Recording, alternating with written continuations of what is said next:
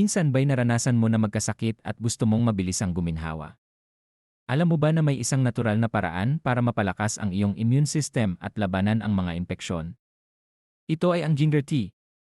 Ang ginger tea ay isang powerful na remedyo na hindi lang masarap kundi epektibo rin sa pagpapalakas ng ating immune system.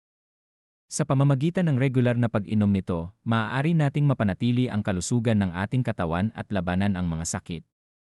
Ang luya, na pangunahing sangkap ng ginger tea, ay mayaman sa antioxidants at anti-inflammatory properties na makakatulong sa paglaban sa mga impeksyon.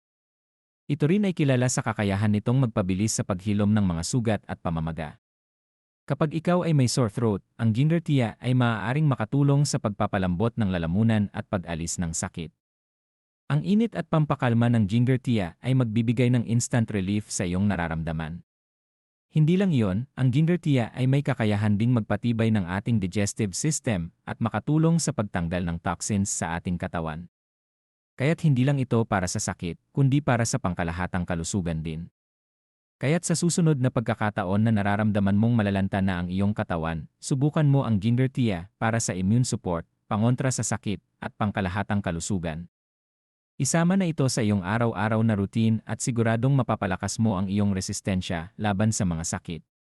Kaya't ano pang hinihintay mo? Subukan na ang ginger tea ngayon at alagaan ang iyong kalusugan ng natural at epektibo. Mag-ingat at mag-ingat sa iyong katawan, kaibigan.